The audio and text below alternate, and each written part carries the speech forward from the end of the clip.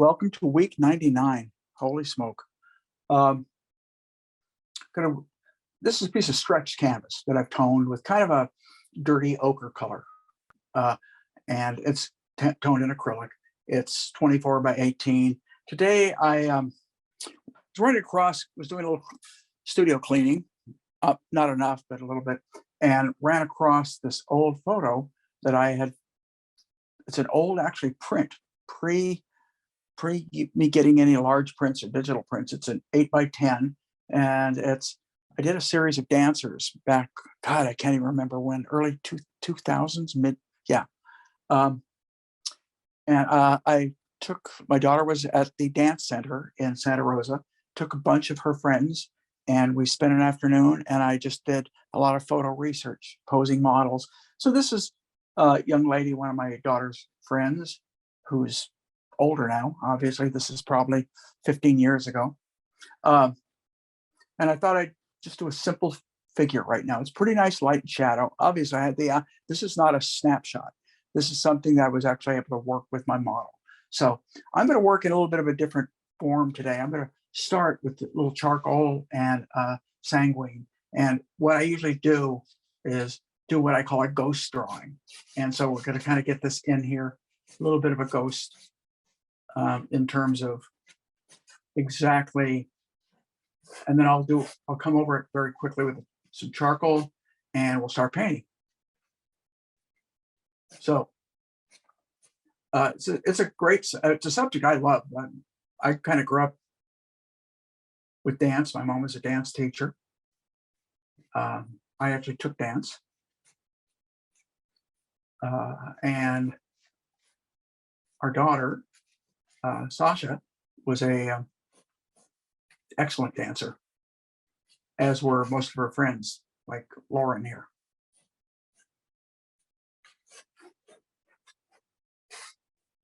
Look for angles. I always look for angles in the beginning. I don't ever worry whether I go, down around the shoulder. I just kind of get that angle in there. And then I'm trying to figure out, where is that shoulder? It's about here. And the angle of the arm. If I did that and did that, if the model was in front of me, I'd be doing the same thing. And I'm going to bring her waist in just a little bit. And then I will come over this very quickly with the charcoal.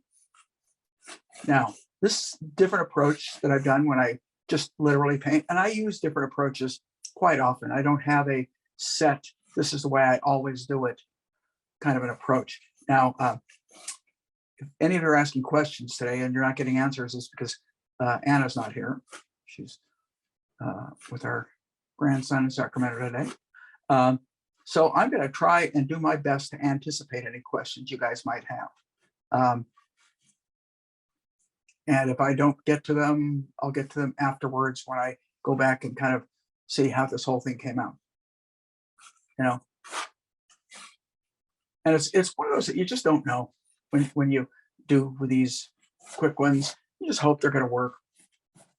I always hope they work. Sometimes they work better than other times. But next week, by the way, I think we're hitting 100 in terms of live painting sessions. And I'm going to try a big one, like 30, 40. We'll shoot for an hour and a half. If it takes longer, it's going to take longer. But it won't take a lot longer. You know, one of the things I'm doing in these things, hopefully, is giving you guys, with any commentary I have, a little bit of my insight as to maybe how I think about things as I go along. Bottom of the foot is about here. Back of the heel is about here. Top of the foot, oh, I love the lost edge. I love that lost edge. Lost edges are to die for if you can get them. Particularly in the lights. Generally, lost edges happen in the shadow. Okay, so that's kind of approximate. I might have her a little long-waisted, but I think she is a little long-waisted. I'm just going to take a charcoal very quickly, and I'm just going to do a little bit better drawing. So we're going to go down, and with that, by what I mean by better drawing is a drawing with just a little more positivity. in terms of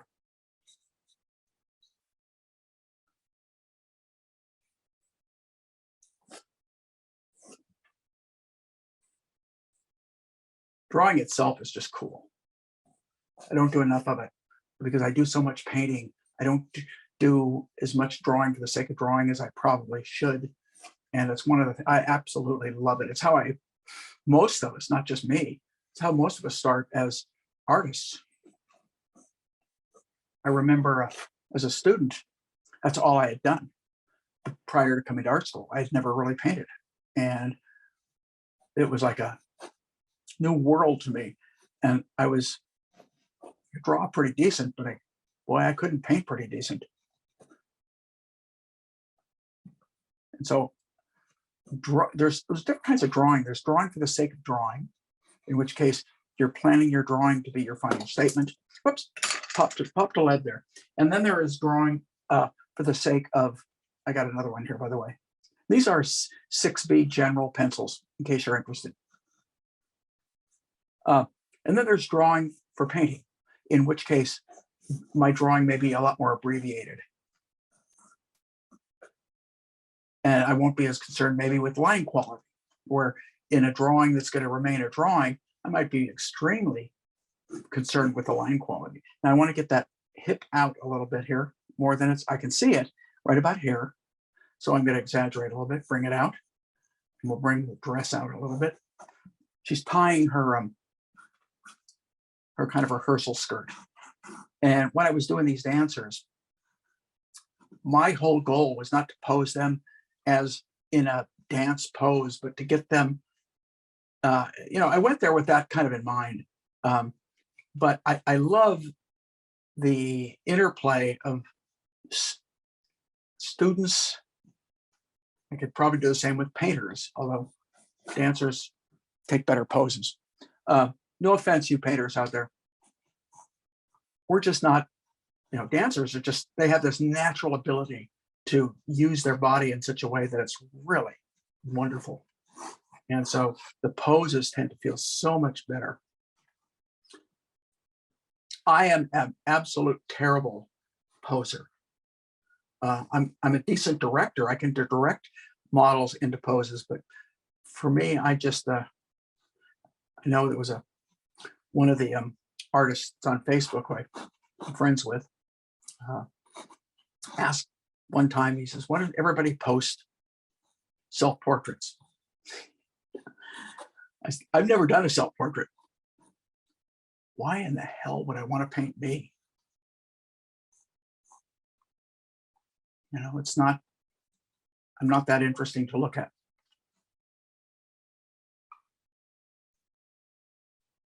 But I have used myself as a model many times when I was illustrating. But it never looked like me. I'd use myself sometimes for monsters. Sometimes I'd use myself once, for a fictitious Black author. Let me think, what else? One time for a religious piece that I was doing, or it was based on a film. A lot of times for movies, particularly in the sketches. I think I posed a couple times as Richard Pryor. Richard Pryor and I don't look at all alike. And, different, just if I needed a pose, and, I would kind of sketch out maybe kind of what I wanted and have a set up lighting, look at the lighting with how it affected maybe on Anna, and take it from there. Anyway, here, that's about all I'm going to lay in right now. So we're going to start with a little bit of a background tone. Now, I've done a lot of brick walls, and people have said, what's the key in doing brick walls? And the answer is time. You don't do them quickly. So I'm probably not going to I may get a little bit of it in, but not much of it, simply due to the fact of time constraints. So if I really wanted to do justice to that brick wall, I'd probably want about 3 hours on it. And that's a guess.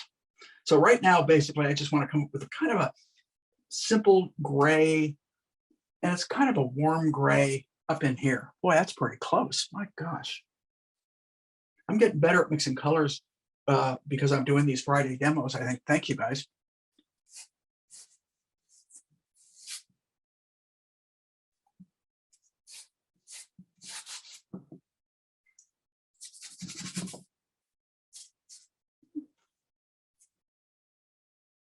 Don't like that. Kind of messed it up. I want to mess up these edges a little bit. I don't want it to be knife edged. So that's one of the things in the beginning. You don't want to puzzle paint or tile paint, as I like to call it. Use your drawing, but don't necessarily feel like you have to hang on to the exactness. Once again, you're probably wrong. And I am too.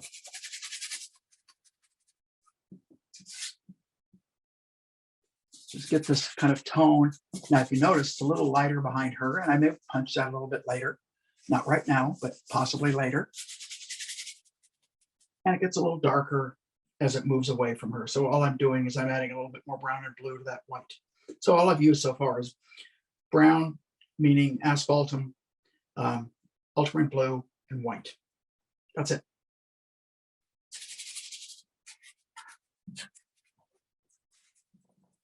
I can go darker still, and I can go cooler.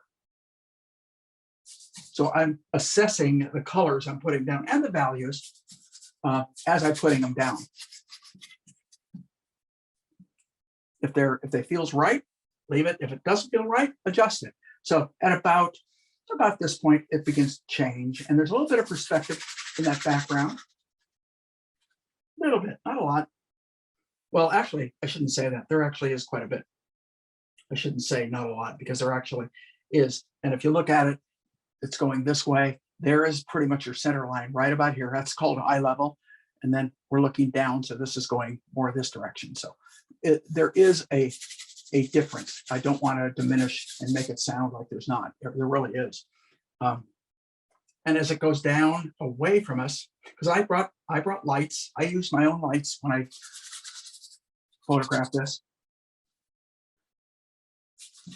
And because this is going to be kind of a lay-in, and as most of these are, they're really not completed paintings. I think you all know that by now. They're hopefully complete statements. Now, what do I mean by a complete statement or a complete painting? A complete statement is it appears to be complete, grabbing the essence of what we see in front of us, but I may not be thrilled with some of the rendering. I may not be thrilled with some of the value transitions, the color pronouncements. And that's why I wouldn't consider it, because on a true painting, I would want the opportunity to be able to go back. Generally, if I'm painting from a model, I'm going to have, not always, but I'm going to have a good portion of the day to work in that model, which means there's a lot of freedom in the beginning of the piece in terms of possible mistakes you may make, because you know you have the time to go back on those mistakes. All right, in a time frame type of a painting, and I mentioned this many times to a lot of you guys, I believe it's a great way to learn. That's why I came up with that quick studies concept. My God, how many years ago? 35 years ago, at least 35, if not longer. And simply because sometimes by working within that time constraint, you're forced to make quick decisions. Often those quick decisions may not be exactly what you want. Those quick decisions may be, oh my God, but the more you do it, the better you're going to get at it. And that's true about painting in general. True about anything that you want to get really good at, sports, music, anything. So I think you know that. I don't think that's a big revelation. I'm gonna go a little bit lighter right in here. Whoops, a little warmer. So we'll do a little ochre into that color, just so we have a little bit of variation in here. Look, it's kind of a nice background tone. Probably go a little darker in here. definitely, I'm going to take that dark line and I'm going to make a near black, mix it right into the colors I already had. And we're just going to kind of go right about here, and here, and just so I have that in there. And I'm a little off in the placement. Should be up here. So we're going to put it up here. If you're wrong, fix it. Not that you have to be right here. I can make that wherever I want it. I'm just using my reference point because it's kind of eye level. So what do I do with those two down there? Pretty simple. Just mix a little white, a little Naples to that white, maybe a little ochre, and lose them. Okay. So we've got a little bit of that correct feeling here. I don't know if Sasha, my daughter, or our daughter, is tuned in from Paris, but if so, I'm sure she remembers this day. This isn't her. This is one of her good friends who I've painted a few times, Lauren. So we got this nice dark in here. Let's use it. Warm it up a little bit. Keep it dark. So a little bit more brown than blue. And let's get that dark hair in. Okay. About where it looks like it goes. Comes down the front of her head. I want edges to get lost. It's one of the reasons you see me using this brush. This is definitely not a control brush. And in the beginning, I don't want control. I want more energy. As we move to completion is where I want to bring all that control in. Because it's hard to add energy in a painting that's already really worked out, where everything is already worked out in it. And then all of a sudden you say, well, I want to bring some energy. Well, all you can do is take a giant brush and start smearing. Well, I'd rather do the smearing at the beginning. So let's take and unify the darks. So I'm going to take same color, just to add a little bit of blue and a little bit of medium, almost no terp. I've used almost no terp at this point. Okay. And we're going to say right there, I'm going to add some more blue. It feels too warm. The top of her outfit tends to be in the blue range. So it's just a matter of adding more blue to that same color, ultramarine. And we'll get her shoulder in and down. Ooh, nice stroke. Of course, I didn't get the curve of the body correct, but I got sure nice stroke. Damn, you want both, you know?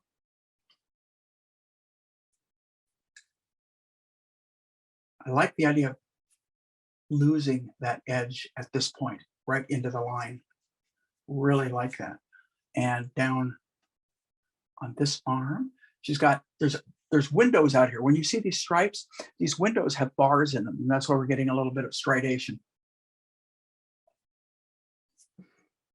It's a really neat studio.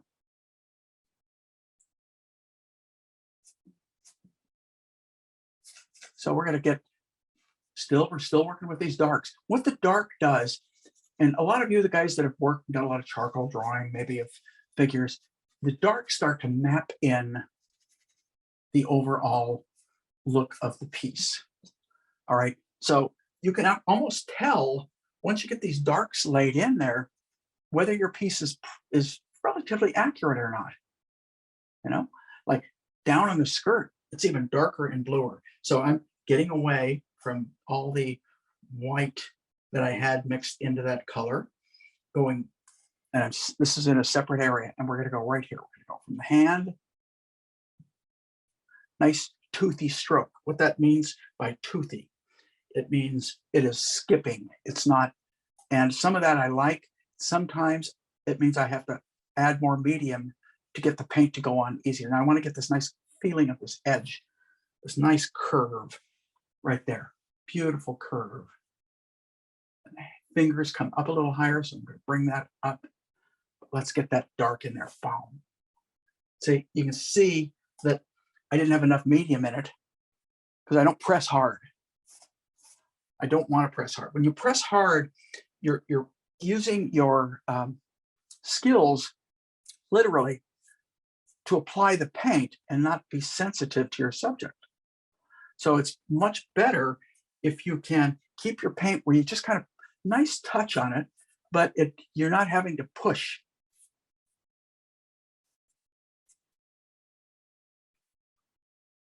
Right about the wrist. There we go. Let's go down in here. And then it sweeps out. Let's get that nice little thrust, sweeps out. Get a little piece right there. Comes down. I'm got a little white got mixed into that, but that's okay. If I have to paint over that a little bit. So we're starting to get the look of now the tights she's wearing are black. So we want as close to black as we can make it. Not too warm, not too cool. I'm probably a little too far out here, so let's bring it in. This is why you always want to paint a little over. And now we want to get that beautiful part of her calf. Bottom of there we go. That's about right. Oh, no, it's actually below. This line is about here. And I have it too low. So that's about right about there. Now, again, we could always move the wall closer to her. So that's not a terrible thing. I'm just trying to use, because of the time frame, I'm trying not to reinvent the wheel, so to speak. There we go. The bottoms of the tights are pretty similar. And this has a little more blue in it. So I'm going back to the first color I was using, adding a little blue and maybe a hint of white. And we're going to try and see what we can come up with. That's not bad, you know?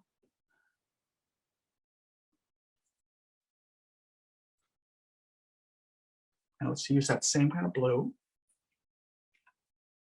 to begin to define this reflected light right in here. And then we'll mix that in with this original color that I was using. We'll just kind of let it fade. And we got it pretty much the way we want it set up in terms of shadows. Now, the shadow that isn't working right now is her flesh tone. And boy, are there a lot of flesh tone shadows. Let's point them out a little bit, okay? We got a real nice reflected light up in her face, up here, right? Whoop. That's okay. Might as well make mistakes and let you see how to fix them. So we have that wonderful light area, which is probably just similar to this value.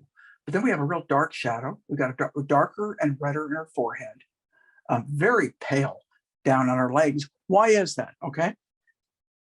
Glad you asked. Let me explain why it is. You're getting reflected light from this bright floor, hardwood, light colored hardwood floor. So let's start up top towards the start in her forehead. We're not going to paint that. We almost have that, but I'm going to paint that reddish tone. So let me now talk about my palette, since I'm going to start to get into a little bit more color. Titanium white, Naples yellow, yellow ochre, quinacridine. Instead of alizarin, I have the quinacridine. I don't see any really bright reds. I had laid out no bright oranges because they're not that color. I have ultramarine blue, sap green, asphaltum, burnt sienna, and then I laid out an additional color. And I use it sometimes when I do portraits, called Mars Violet. I haven't picked it up yet, but I thought I'd at least tell you I've got it laid out. That looks like a pretty good red. What color is that? It's combination of white, just a touch of white, ochre, and burnt sienna. Okay, so we're going to paint, lose it into her hair a little bit.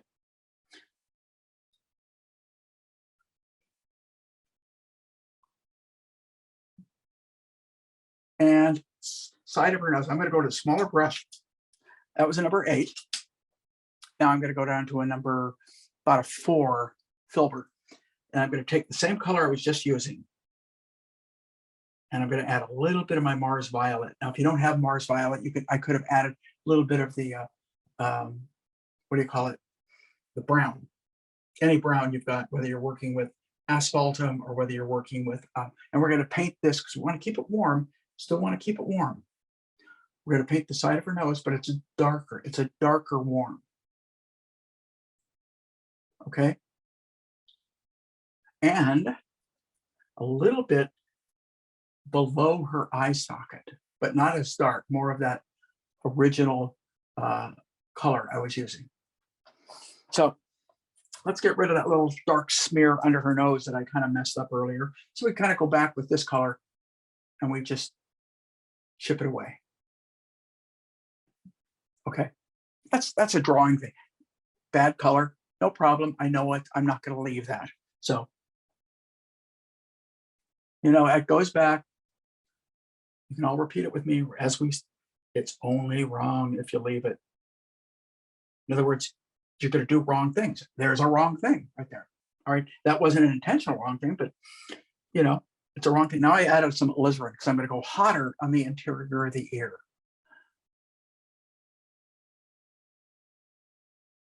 Okay. Feels okay to me.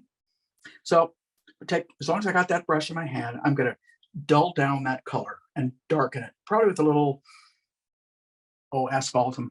And I'm going to take a look right here. Oh, that's actually pretty good. God, I didn't think it was going to be okay. The problem is I don't like the consistency of that paint that I just put down. I'd like it to be a little thicker and bolder. So I mixed up a little bit more. And I try and mix pretty close to the same color. I don't care if it's exact at this stage particularly. It's only later on that I want to say, oh, I want to really get that color as close as I can. Don't get me wrong. If you can make it really the exact right color at this point, do so. But don't make that a requirement. Okay, the back arm has a little bit of a cool cast shadow here. The top of that arm, meaning this part, is very similar to this, probably even a little darker. Then down on the thumb, down here, down on the side and the tips of those fingers. All right, back of the hand a little bit. Where else do we see that color? Well, I see a darker version. So I'm going to pick up kind of this hair color, mix it into the color I was using, that shadowy flesh tone. And what we're going to do is build a real deep, but got to make it warm enough and light enough so it stands out on this hair. And we see a little bit of her chest right there. I think that's about right. Maybe I could go a little lighter.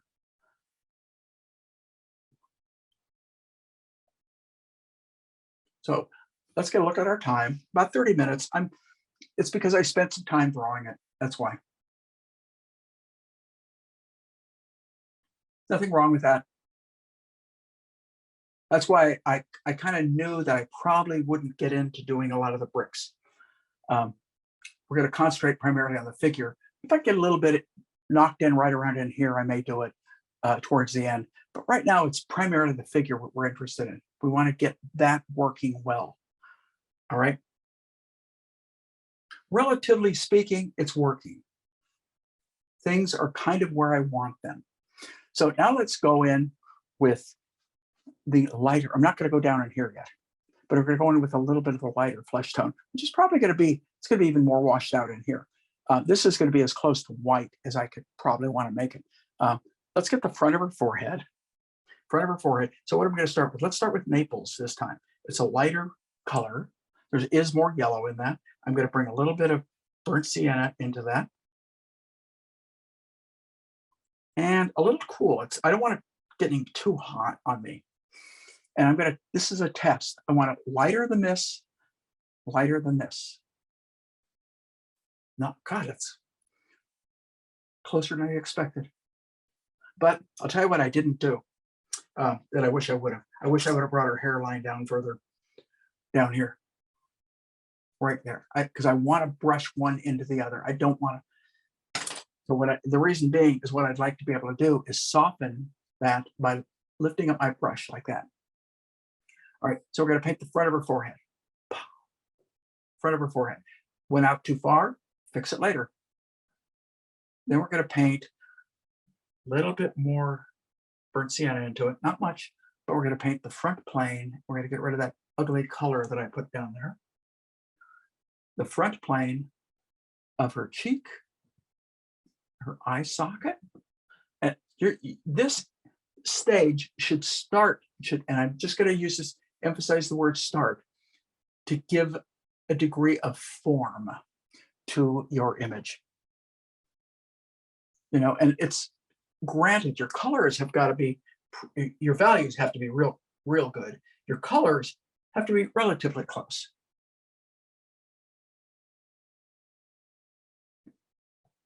Down, little darker and redder, which I added a little bit more red to that color.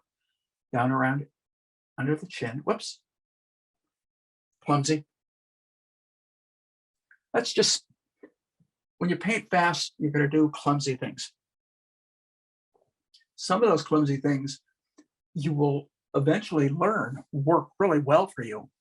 Others don't. And that goes back to, if it's wrong, leave it. I mean, if it's wrong, fix it.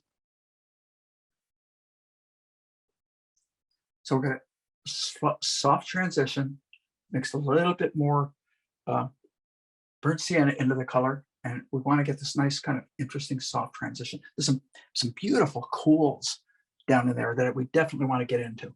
Not right now, but definitely we want to get into it. Front of the philtrum, front of the nose,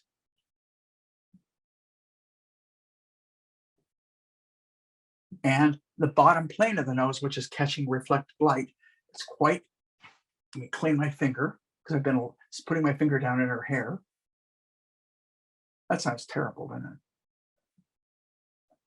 it? And we can always go back, and by cleaning my brush, just I rubbed the brush. All I can do, I can go in, I can soften this. See that? One stroke there, about in there. You can soften as much as you want. It's not difficult, but it isn't a matter of taking your brush and hacking over it. It's more of a matter of cleaning your brush and doing one or two strokes that begin to do some sort of refinement to the piece. So we're going to put her chin in. It interrupts her hair. So we're starting to get a face. Oh, God, it's starting to be a real face. That's the way it happens. Doesn't happen all in one shot. And we want to leave it alone as soon as we get it to about this point, making sure the drawing is pretty good, because we have a lot more to do. And you could end up with a really nice looking head and a terrible painting. We want the painting to be a complete painting. So I see a little bit of on her neck, a little darker, right in here. Not quite that dark, a little lighter. Let's do it one more time. There we go. Softens into her hair. So you can start to see it. I'm starting to get, she has a very slight change in value from the front of the philtrum to the side, to the what we call the muzzle. Nope. That's 2 tries. It didn't hit it. Let's try 3. Much closer on 3. Okay. Let's leave it alone. Let's take that color, same color that I was just using, and we're going to use it on this part of the arm. What is it? It's Naples. It's a little bit of burnt sienna. And just so it doesn't stay real hot, I'm cooling it with just a touch of ultramarine. Now you could use green if you didn't want to use ultramarine, but basically those are the 3 colors we're using. And we want a little bit of a soft edge. So now watch, if I press this way, I get a hard edge. But if I twist the brush this way, this edge is not applying a lot of pressure. So in doing so, I can get a soft edge without sitting there and working the hell out of it to you know, I've seen people sit there, blend, and that just makes so many kind of unnecessary marks that kind of become detractive. They aren't as intriguing. It doesn't as have the sensitivity. So I will very often be really kind of gingerly with the way that I do this kind of stuff. I don't want it to get heavy-handed. And we get a little bit, just a little bit, not quite that dark, but a little bit darker around. Whoops. Somehow I picked up some cool and I didn't mean to. A little bit warmer at the elbow. Extremities such as, joints, I shouldn't say extremities, but joints such as elbows will always be a little warmer. All right. So we're going to take that, move it up a little higher. Now we're going to kind of paint those fingers in because they're the same. This is all similar in value and color. Start simplifying. The longer you have to paint, the more you can go back and augment those colors, give it any sort of subtlety, any sort of form that you feel it might need. But initially, start simple. Another one of my mantras: start simple, finish complex.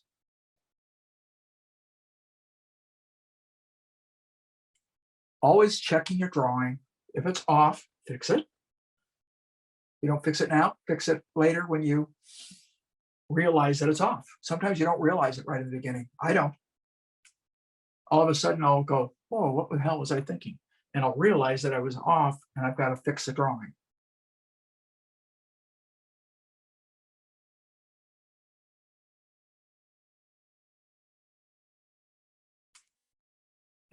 Put my finger down too many times, made a little dirt. But we're starting to get the right kind of color and value, and it's starting to work. So now I want to go a little bit with the blue here. One of the things, I'm going to go back to my big brush and that has a little brown in it. It's big, and I can see I need to get some more tones in that hair. It's a little too blue. Doesn't bother me because the value is right, so I don't really. So I just throw a little bit more of the warm colors into it. Okay. So let's paint the light of the blue. We want to set this whole thing up. So once again, in about 15 minutes, I have it set up to do a deal of some nice refinement into it. So we're going to go with a lighter blue now, right? Now, again, we got a darker gray blue, a light, a real kind of an aura of blue happening. So we get a lot of different kinds of blues. Let's start with kind of a little bit of the gray blue.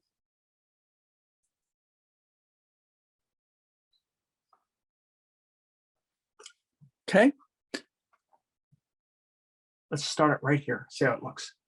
Not dark enough. More blue, a little bit more umber, more blue. I think I might be okay now. Nope, a little too dark. Just pushed it a little too far. Bring it down. There. All right, now I can use this color almost for this transition right in here too. There. And it comes up. There. Okay. Now, let me see. This is almost the color. I'm going to take that same color. I'm going to add white. I'm going to add a little Naples and a little bit more blue. Maybe even a touch of green. I want to test it right here. Pretty close. I'm coming. That's pretty, not quite there, but pretty close to what I wanted. All right. I'm going to throw some medium because the paint was feeling sticky. That is something you all are going to need to develop a feel for.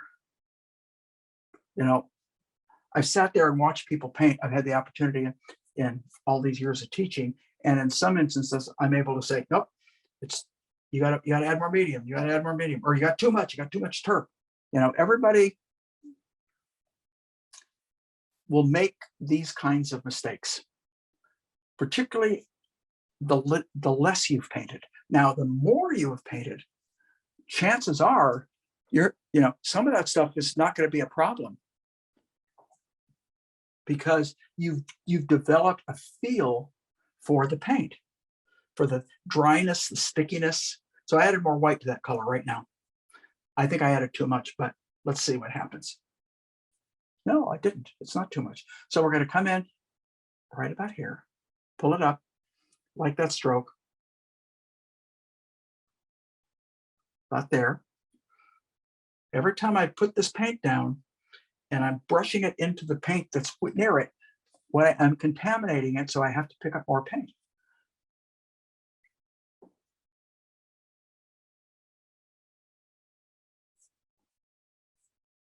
Good lighten it a little bit. This is going to go almost to white out here eventually. So in my mind, I already know that. I already know I'm going to push it that much further. So I've used two values of the blue right now. Values, colors, whatever you want to refer to it as, but two of them. And I can mix a darker one, pretty simple, by just going back to the same color I was using, add blue and green, and voila, I should be very close. I am. And if it's slightly off, really cool, great. I'll be happy with that. I'm not, I like variations. It's never a color. Nothing. It's one of the things that when I talk about trees, whether it's you're talking about the trunk of a tree or the foliage of a tree, it's never just green. In fact, very often it's not a lot of green.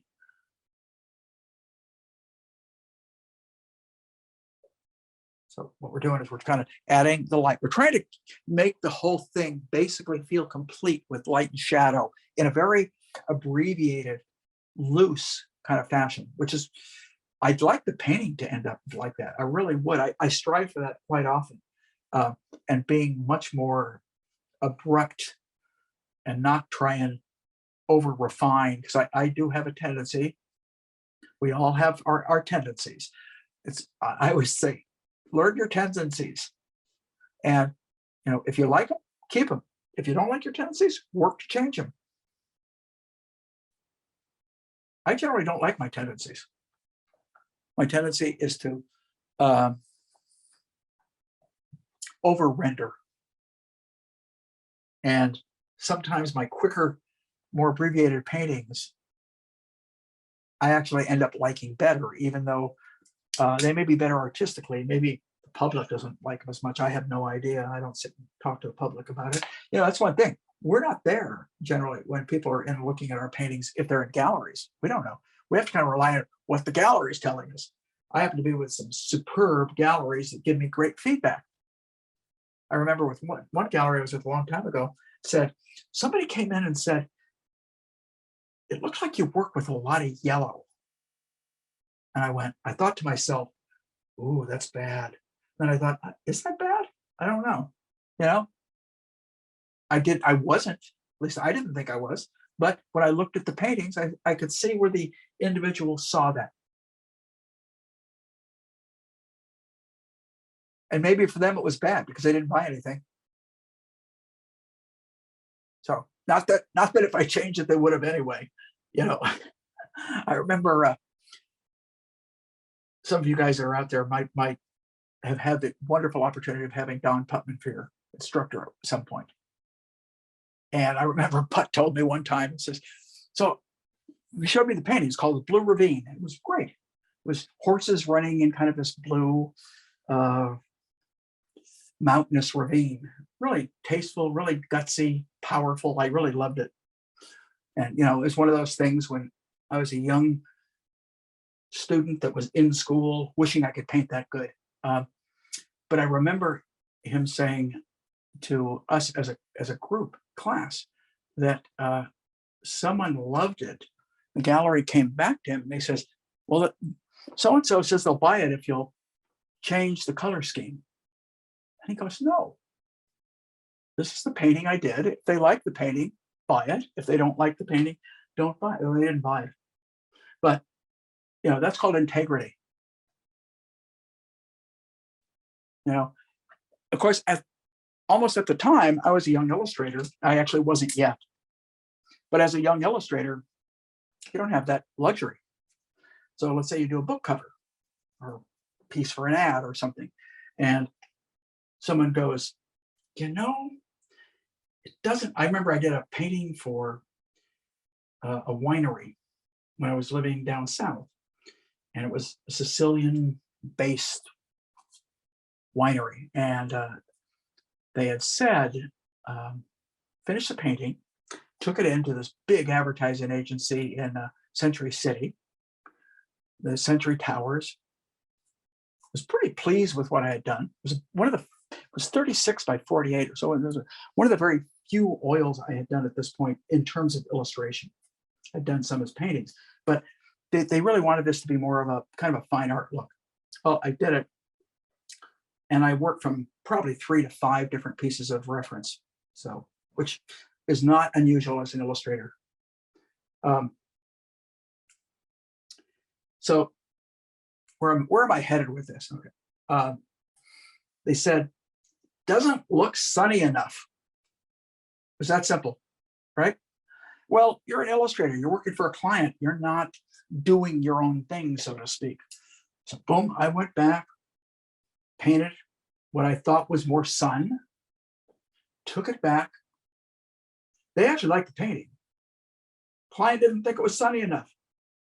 Boom, take it back home, work on it again. Any of you guys that are illustrators out there are probably giggling at this because you've been through it. So after about 3 sets of changes, I finally got it right enough for them. And you know what? They were right. Boy, I can't say that about a lot of clients. It wasn't sunny enough. Now I didn't, that wasn't a prerequisite when I first got the job to make it really sunny. It was really told to me after the fact, but truthfully, it wasn't sunny. I still think about that from time to time. Obviously, you know that because I just told you about it. Okay. Illustration stories. I got 1,000 of them. Painting stories, I don't have as many, although the yellow I thought was an interesting one. Oh, he works with a lot of yellow. You know, and I never knew how to take that. Still don't. But I don't think I do. I know I don't now. I may be overly conscious of that comment coming back, 25 years ago, and maybe I compensate. So as you can see, I'm getting really light. Now, one of the things I want to get is this is pretty much straight across, and I'm a little off there. So I will go back and I will readjust that. And I like the wetted, I like some of the dirty color, believe it or not. It's not correct, but there's something about the quality of the paint. It's almost got that Francis Bacon kind of smear of paint into paint. Who is not by any stretch of the imagination a realist, but he had some interesting characteristics in his paintings.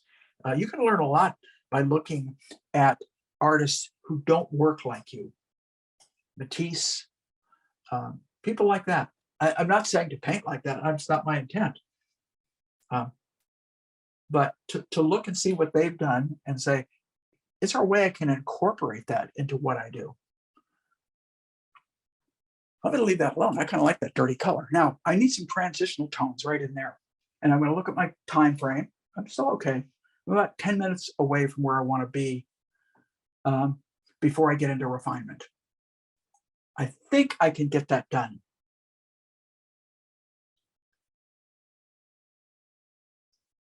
Well, that paint's too dry, so I need medium. So I'm using solvent-free gel.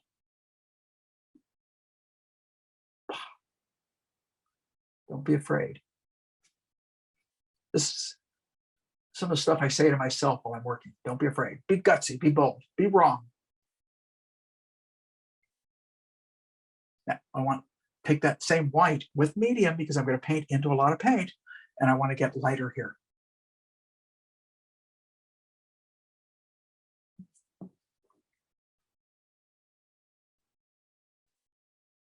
Let me look at this from a distance. It's working. Let's get down in the legs and feet, kind of finish those. I really like that. Damn. Huh. Totally not me. Isn't that interesting? That I like that. Huh.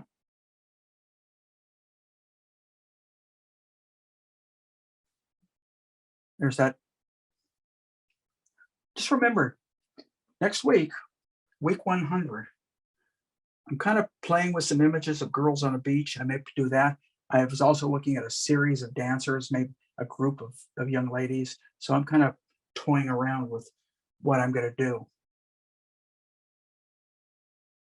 Obviously, I don't want to make a fool of myself. So I will probably, hopefully, pick something I think I can get done in that at that scale in 90 minutes. It'll be loose. Sometimes the loose stuff, you know, is so much. Most of you guys that are probably watching this are and not everybody I know, because I know people that aren't, but a lot of you guys that are watching this are artists. And you, like myself, may react stronger to super loose pieces than a lot of the, say, general public might.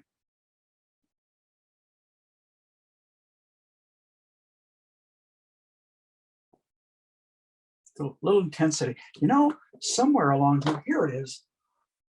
I just found my Prussian Blue. So I just put out a dab on my palette because I want to intensify it in some areas. And what I'm going to use to intensify it is Prussian. Prussian is more of a blue-green, similar to a phthalo type of a. And so look at that. Just put it in there. Just be bold. Okay. And this that links into this comes from right about here.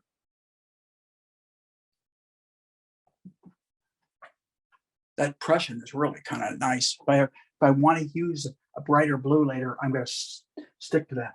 I'm going to go in and I'm going to start to refine a little bit up in here. And we'll finish up down in here. I want to get that light. Well, actually, it's a dark floor now. If I look at it, it's really dark. So I'm going to take the brown right here at this point, and we're going to start up here. Whoops, that's not dark enough. Let's take the blue and the brown and try it one more time. There we go.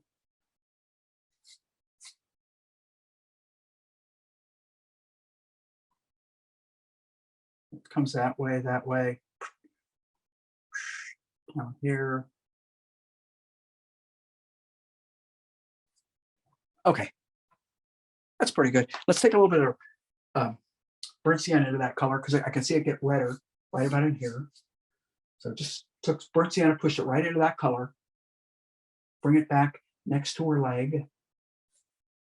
I want to keep that nice lost edge characteristic if I can there. And maybe a little more ochre and red into that same color. A little more ochre because I want it lightened as it moves over into this area, right about here. And if I could lay it in this direction and make it feel more like the floor that I see, the same with back in here.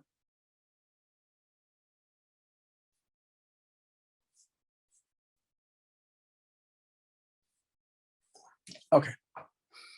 So we've got a little bit of that floor. Now look how that floor, I don't want to spend too long on that. How it switches to almost a blue down in here. Not light enough. It's a blue, but it's not a bright blue. Let's try this. That's pretty good.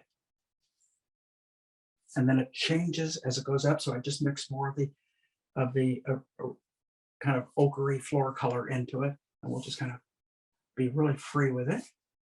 And the same thing, a little darker, right about here.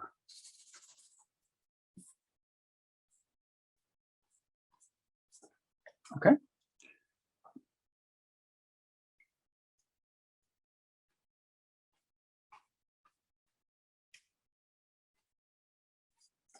I don't have time to play with it anymore. So we're going to go back up to the head and try and do a little bit of refinement. Before I come in with these bright lights, these I'm going to lay in right at the very end. I want to make sure I get enough of the dark of the hair back in here, back overlapping. So, but I do want to get the eyebrow in there, and I'm going to use almost the color I used in the floor for that. I'm going to use a maul stick instead of putting my little finger down. That's just a stick. I call it a maul stick.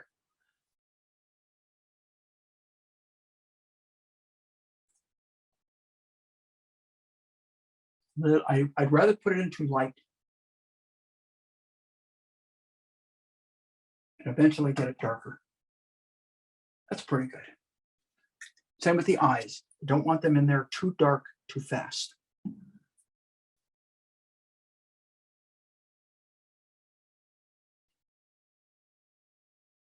Just barely touching my brush down, guys. Now, on the nose, I want to be a little bit more careful. So I'm going to go with my number 2 that I would normally sketch with, and I'm going to go in with kind of the dark shadow part of the nose. Be a little bit more careful. Bring it down around the wing of the nostril. A little bit more on the tip, so we don't have quite as much light on the right there. A little bit softening right in there. Okay, let's get a little bit of the mouth in. We're going to look at that lower lip. Remember, it's getting a lot of light from here, right? So that lower lip is darker than the upper lip, which defies what most people would think. So I'm using the same color that I was using kind of on the shadow side of the nose. And I think we're going to put it about here. And we're going to kind of brush down. That's the lower lip. It's going to stick out a little in front of the upper lip. Now, smaller brush still, guys. Little sable. This is a little bit more refined, and I may be doing this a little sooner than I should. We're going to come in and be a little more careful right here. All right. The upper lip.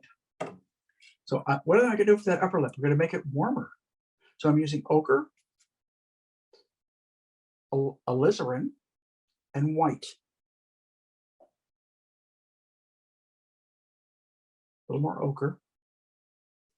It's got to be brighter than the lower lip. I think I might be a little off, but I'm going to try this to begin with. I think I might be a little light. Yeah, a little too light. Just mix a little bit more red into it. Still don't like it. So I pushed it quite a bit further. Probably a little too far, but maybe not. And the lower lip, as it turns down, right here, is lighter. All right. Now, corner of the mouth. Hardest parts to paint when you're painting in terms of portraiture, but because there's a fatty part of the cheek, by calling it fatty, it sounds really ridiculous, but it's the fleshy part of the cheek. Maybe that's a better term, huh? I've always called it the fatty part, but I think from now on I'm going to call. And what we want to do is we want to paint this plane a little bit brighter here, and a little bit brighter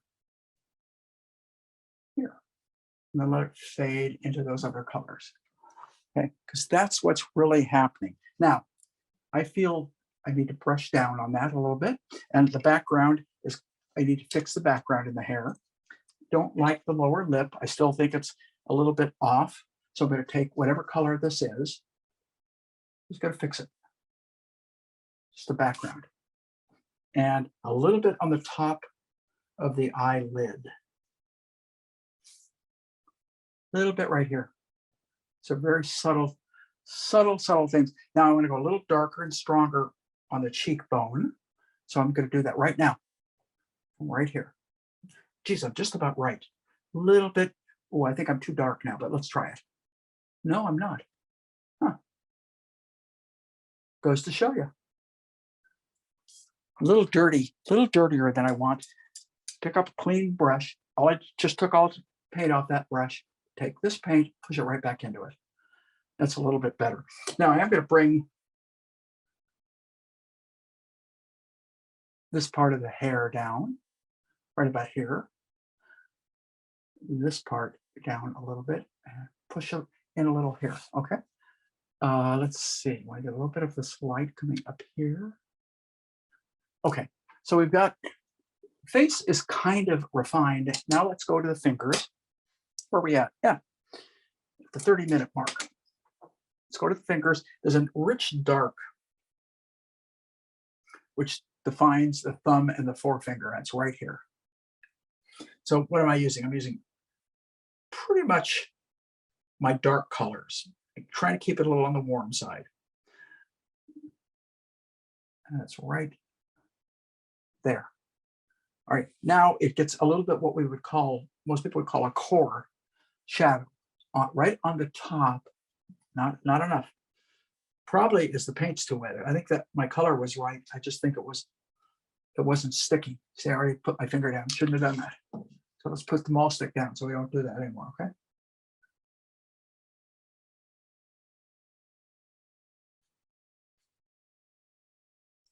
Top of the thumb.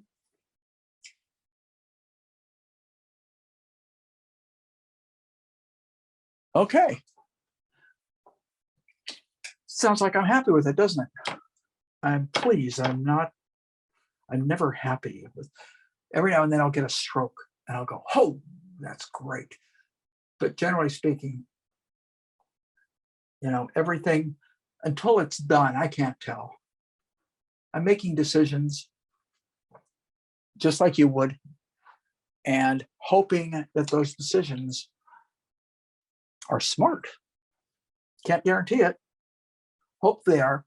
Let's get a little bit of that pull from here out here. A little bit lighter right there. Still like that part. That's the best part of painting right there. And that's what you shoot for, man. You want the whole thing to be like that, but you're always going to come up with one or two little areas and you're going to go, wow, that's what I was shooting for, you know? That's the exciting part about painting, everybody. Is when those little wonderful incidents happen. They're not happy accidents because they're really not accidents. It really is something you're striving for, you know? So I'm really doing an artist the injustice of calling things happy accidents, because they're really not. They're very carefully thought out. You know, it's, and knowing how to leave it, when to leave it, when not to go back and fuss with it. Drawing bugged me right there. So I'm going to add some light to her face right now. Okay, let's get rid of that dirt on her arm. Take a clean brush, get rid of all the paint on it if you can, and just take this color and pull right over it. Okay, so I'm going to try and get some nice lights on her head. So I'm going to use one of my nice rosemary brushes. This, we're bringing control, man. There's nothing better than a rosemary brush for control. Nothing better.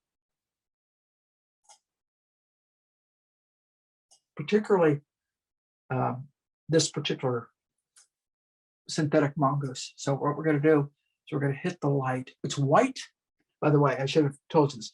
It's not a secret. White and Naples yellow. It's that simple. Why the Naples yellow? I wanted to do warm light. I could make that a blue light too if I wanted to, but I wanted to do warm. So we're going to go there, there. Now we're going to pull it down to the clavicle right about here. Do it again. That's about the angle I wanted. Okay, so she has a little bit of light. She has some blues in her hair too.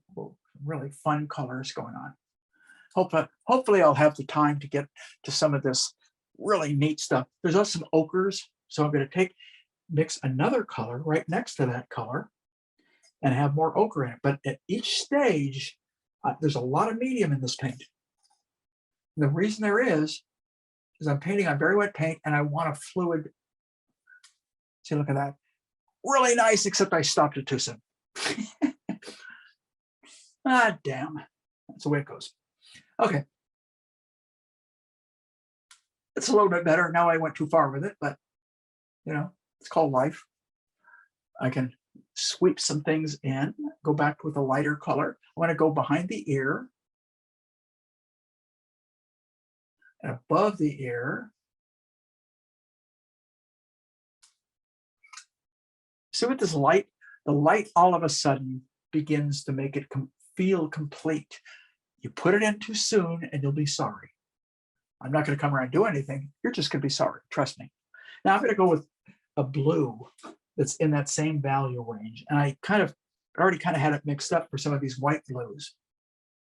And I'm just moving some of it over near the other colors I was playing with, simply to make sure the value is about right. So what we're going to do is bring a little bit of it right in there, right there. This is an underpainting for the warm lights that I'm going to put on top.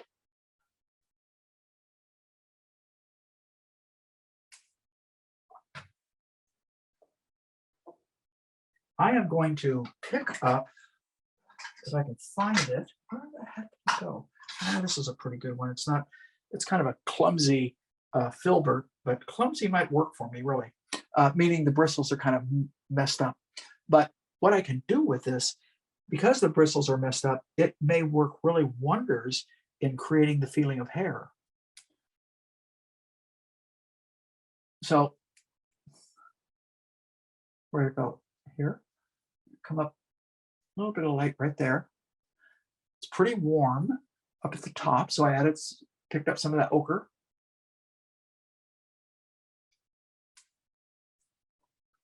Now go back to the whiter.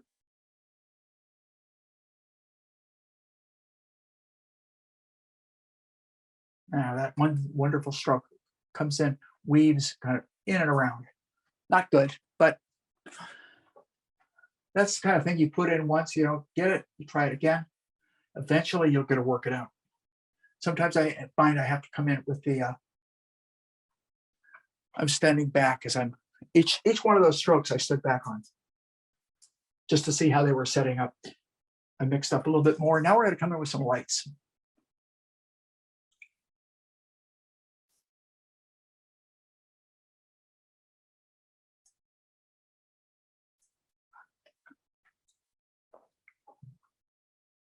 As white as I can go. I just mix white into the color I was already using.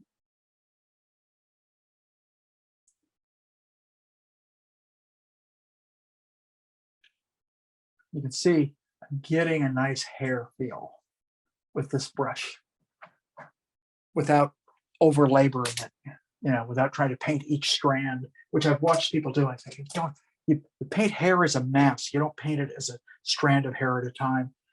Maybe if you're a super realist, I know I've looked at some guys that are, Daniel Sprick comes to mind because he's done these beautiful paintings of people with kind of splayed hair, and it's just wonderful the way it works. And it looks like he might be going back in and doing some individual type strokes on the hair. I tend to paint a little bit looser, a little bit more abbreviated, if you know, maybe that's a better word. Okay, with the number 2, we're going to go in. It's probably a little too small of a brush, but I'm going to put it in same color I was using on the hair, the kind of warm white, right on that elbow. And we already got it up here. We can bring it, I can take the same color and bring it up a little far. There we go.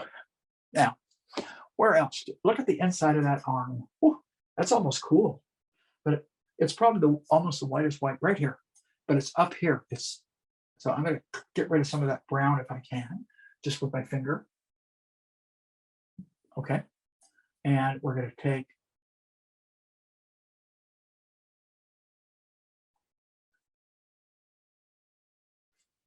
I want it up higher. I don't have it up high enough. I want it up right here. Ooh, I like that stroke. See, every now and then you get them that you like. So we got the light side of that arm is being lit pretty well. I'm going to keep moving around because I don't want to dwell in any one spot too long because of time. What time we got? We got about 20 minutes. Okay. It's starting to come together. I don't like the mouth. I just stood back and I said to myself, I don't like the mouth. So I'm going to take a little bit of that darker red. I'm going to throw a little bit of burnt sienna into it. I'm going to grab my maul stick so I don't mess up. Whoop, bump. So I don't mess up anything with my, you can see I'm getting a little glare up here too. Sorry about that. But I'll try and, there we go. It's a little better mouth, a little darker still. Just can't seem to get the dark. I don't want to poke a hole in it.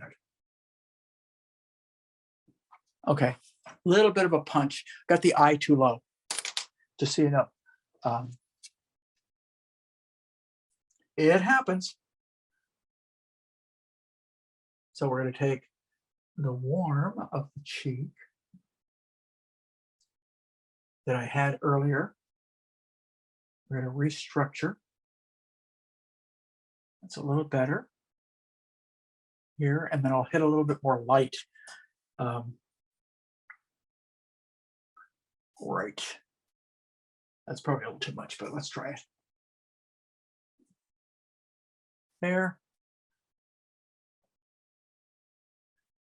A little bit. Now let's get the light on her cheek. Okay, this is where it's really good if you've got a small, and I don't have one at hand, a smaller sable. So I'm going to use a filbert here.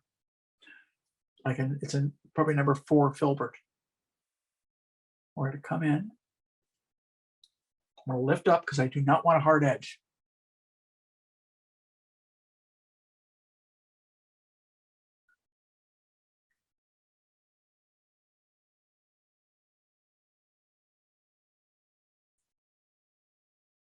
Every time you see me take my brush away, I'm putting fresh paint on her.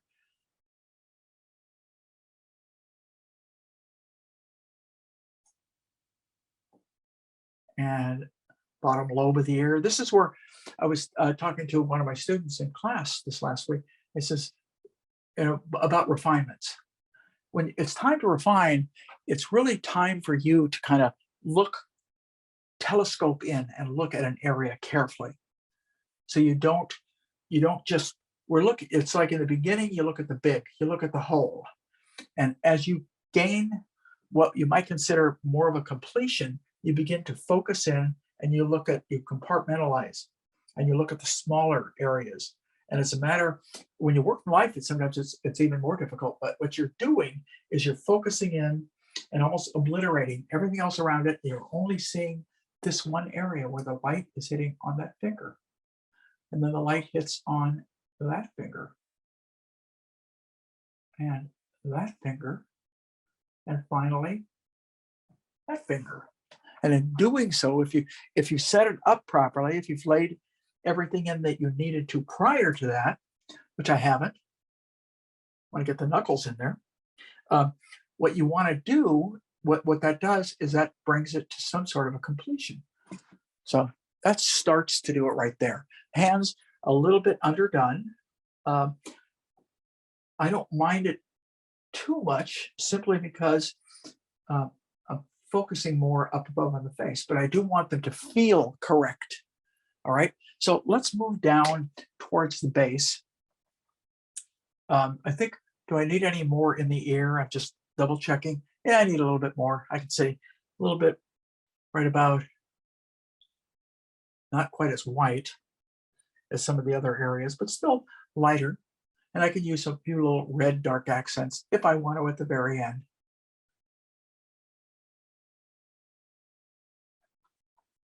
Don't overthink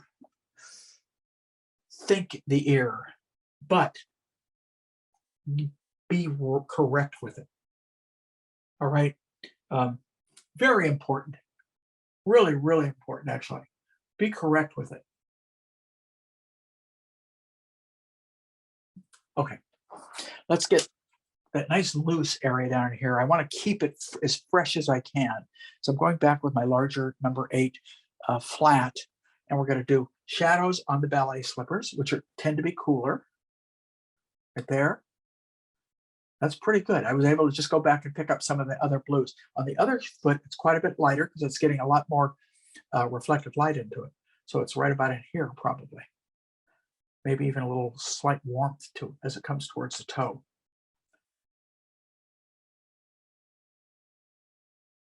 Back up the heel. Almost, I think the legs and feet are the best part of painting right now. You know, I wanted the head to be the best part of the painting.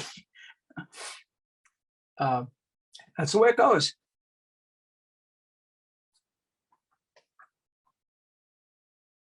Okay. Now I haven't put lights on the leg. That's going to hold it together. We're going to put a couple of darks to emphasize things. One right here in the arch of this foot.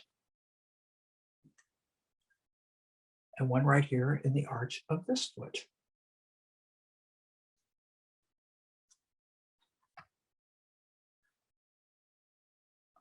Okay.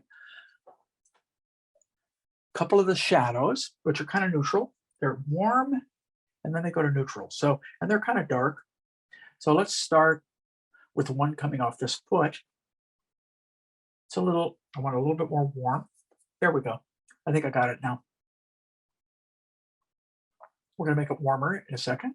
And we want it to continue from here to here. And then the other foot down to here. Paint it a little bit too big. And if I need to, add a little bit of warmth as it comes near the foot.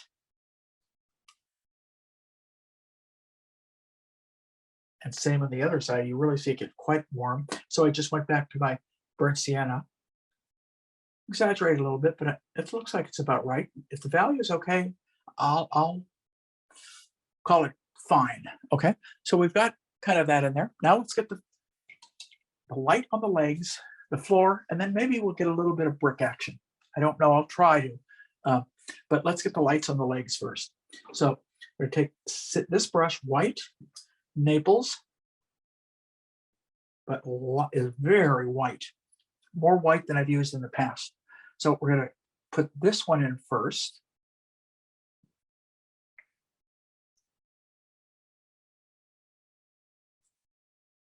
I want nice strokes.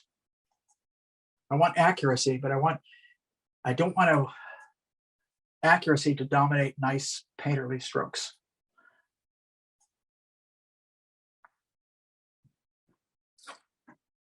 Okay, I'm gonna leave that alone. I kind of like that. It's looser than I normally work. That's a good thing for me, particularly with figures. I've always felt, I completely feel this, it's easier to paint a really tight, refined, realistic figure than it is to paint a figure that's really got a lot of freedom and movement in paint quality, sometimes color, but paint quality particularly. So that's almost done. I'm really trying not to make the legs overworked. And if I paint outside too much, I can always take a background color and come in, right? So we're gonna go, it's narrower here at the ankle. Whoops, got a dirty color in that brush. Get a little terp, get rid of that color. Go back and pick up the off-white.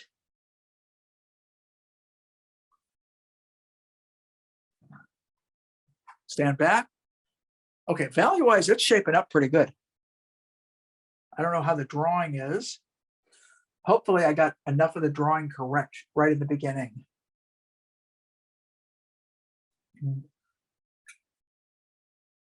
Okay, now we're gonna take more white, I keep dirtying up that color, so I keep having to add more white to it. So we're gonna come in with the top of that foot and we're gonna let this get lost into the background. Same with this. This back of this leg is gonna be right here and it's gonna get lost, more medium, more white, a little bit of Naples. And from the leg, at right about this point, we're gonna let it go right down to here, okay? Oh, I like that. And same at this point, we're gonna let, from the leg, we're gonna let it go down and help define the shadow. And then we're gonna pull it out from this point, right there. Trust yourself. Put it in there. If you're wrong, fix it. But don't sit there and over labor it. And I'm not, you can see, I'm being pretty free and bold. Now, at this point, that's where it's gonna come out, right?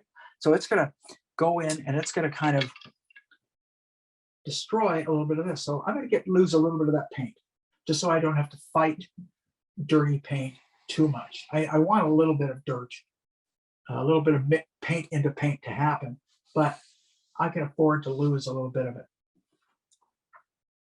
All right, now I can do it with one of two brushes. Where's the brush? There it is. I think I might try just to get a looser edge and an Egbert.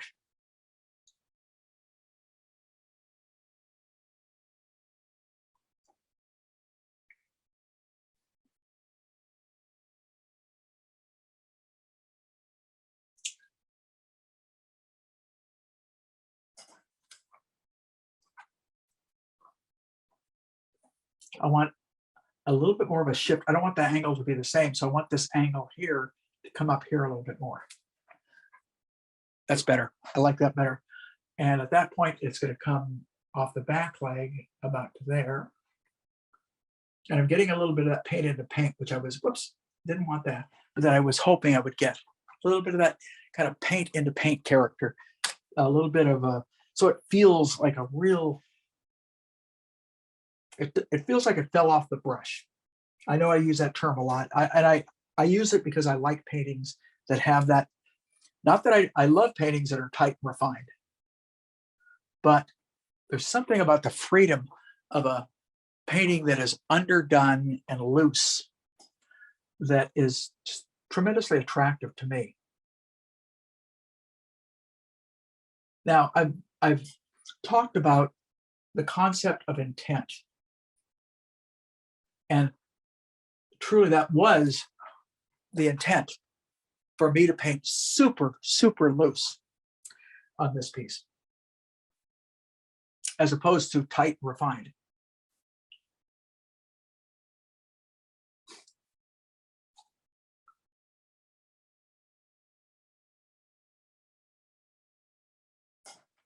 Now that I kind of destroyed a little too much of that one shadow, you can tell right here. So I just kind of come in and reconstruct it.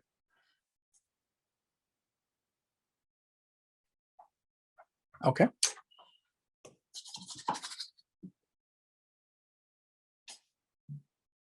White, medium, Naples. A little more white because I add a little more medium. Okay. Back of the foot. I want it to get lost in found edges. In case you guys haven't messed with the concept of lost and found edges, it can be addicting.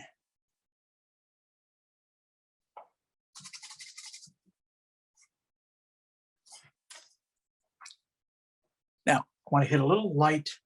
Going to bring a little bit more Naples into it. A little light on the shoe itself now. Not a lot, but a little bit right down back in here. And I'm going to use a big brush because I don't want to overpick it. And it comes right there. We get a little bit of pull down here, a little bit up in here, and here at the toe.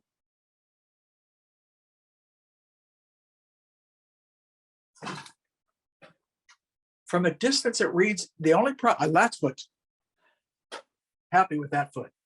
Only problem with this one foot is I went a little too dark with the tip. So I just bring some lighter blue into it so it stands out a little bit more. Okay, so we've got that. Fix that shadow a little bit. Let's see if I can get a little bit of the brick action going. Okay, we're going to try. So what I'm going to do right near her, I'm not going to, up here, I'm going to define a few of the bricks, but not real strong.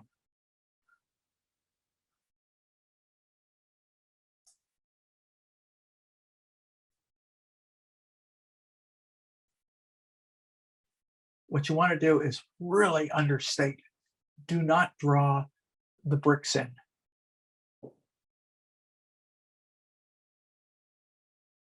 You can always go back and wipe areas out if you need to.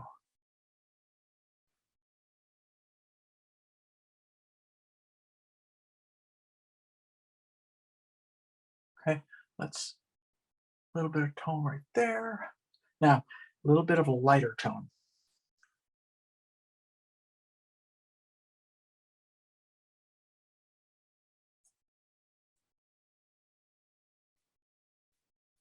Hopefully I'm going to be able to use some of the color that's already down there. So that brick is just barely beginning to take form without over emphasizing it. So I always underplay anything I do in the brick region because it's easy. So we're going to go now light. The light on that brick. and the light on this brick.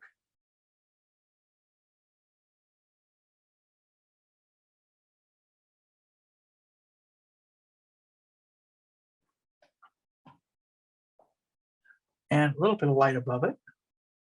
Not much, just a little on that brick, quite a bit on this brick.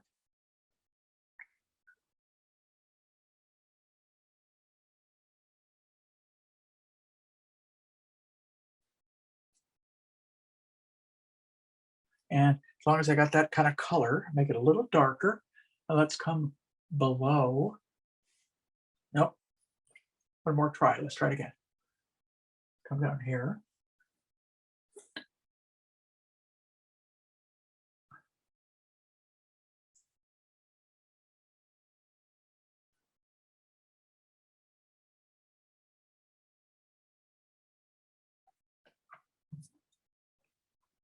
So a little bit on this side of her.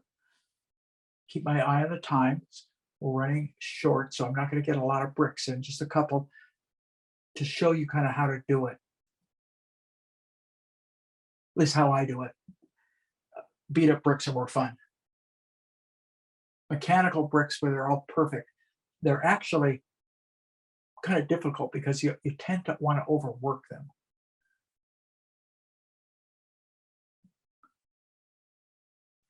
Okay, so I'm going to start with some of the other color, the red. It's kind of a dirty red, and it's first red I see is I see a little bit right. Nope, not dark enough. Value is more important than color. There, a little bit there.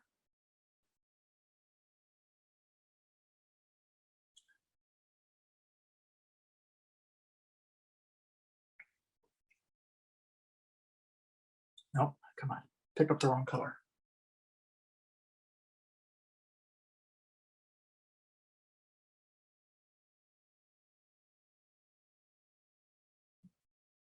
And nice red brick between the two. So we're going to put that red brick right there. And I'll go back and chew these up, particularly once it's dry.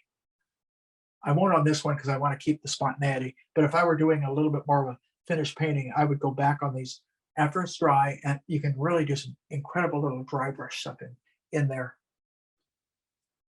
Because you want to get the variations that you see in the bricks themselves. Now, I don't see as much red. I can see it's some darks over in here, and I know it's red, but I don't see it as red. So anything I would do over on this side, I would underplay.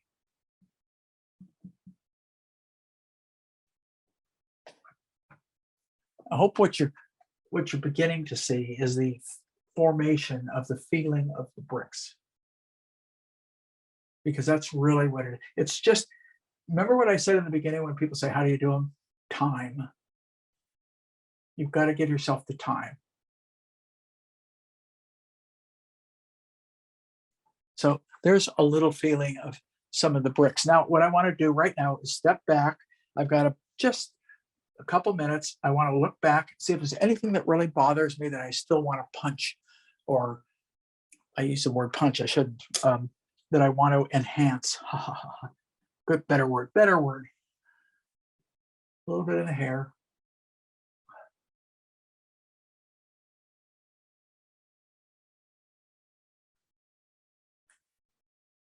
I'm going to check the background. I want to get some of the hair flying out a little bit, and maybe a little bit more. Whoa, a little stronger there. I want to clean that up a little bit so it isn't so overworked. Just a stroke. Now, on the very bottom of the arm, it gets lighter still. So I'm going to do that. That's about the last thing we're going to take. Naples. I already have white my brush. I'm using my Egbert. Naples white and a little bit, and we're going to just lighten that part. Wrist. Light touch. And what it means is your paint has got to be pretty, got to have some medium in it. You can't rely, because I'm almost not letting, I almost don't feel the brush as it touches the surface. The top of those fingers.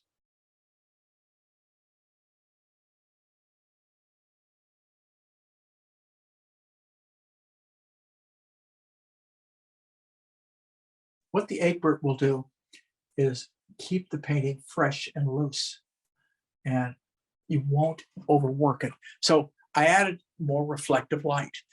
My favorite part is I like where it starts. It's more refined at the head, and as we move down the figure, she becomes a lot more feeling of just paint moving around, but it still has the feeling. So I'm going to take this light in the blue, this Egbert. I'm going to pronounce a little bit more light there. And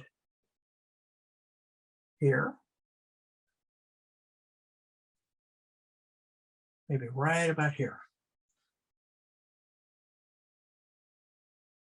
Maybe a little bit right here. Along the edge of the leg. It's very white in the blue range.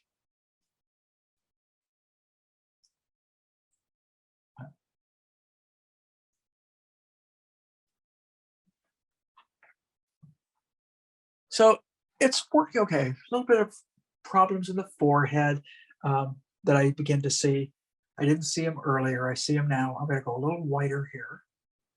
You can always push it. If you leave yourself room, meaning you don't overdo it in the beginning, you can always push it further, push it dark further and push it light further. Now, with regards to the forehead, and then we're going to pretty much call it quits.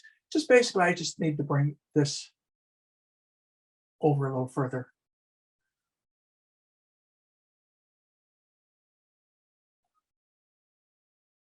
And I probably could just warm up a little bit that part of the cheek.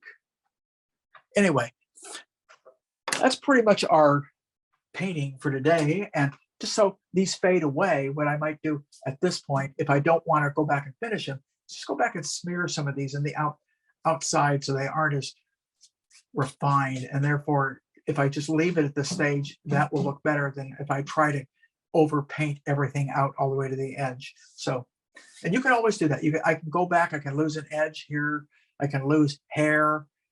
I don't want it down in here. My favorite part of the painting is the feet. And one last thing. I keep saying that, don't I? Okay, last thing. I'm going to bring a little bit more, if I can, blue right here. Okay, so I can tie it in with some of the cools up in here. So blue, little ochre, little white, and we'll kind of, by blue, what I used was the Prussian. And we get a little color movement on the floor. That could probably still go lighter still. So take some more of the white, mix a little bit more of the white into it, try it one more time. And there we have it. Pretty much my dancer. This was a fun one. You know, some of them are struggles. Now, I don't want to say this was easy, but I think I had more fun in it paint-wise, just with the feeling of paint being paint. It's something I always aspire to, and I think in that part of it, with that concept in mind, this is one of the more successful. Now, some of you might look at it and go, I don't like it as much. It's not as neat and clean, but that's the difference in one opinion and another. So take it for what you will. It was fun. Please, guys, if you can, think about joining next week, because 100, I don't know what I'm going to do. I'm going to try and make it good and informative.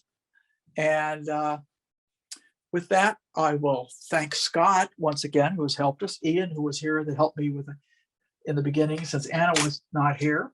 All of you for kind of tuning in and watching some of this nonsense. And hopefully we'll see you soon. Okay, guys? Thank you. Bye-bye.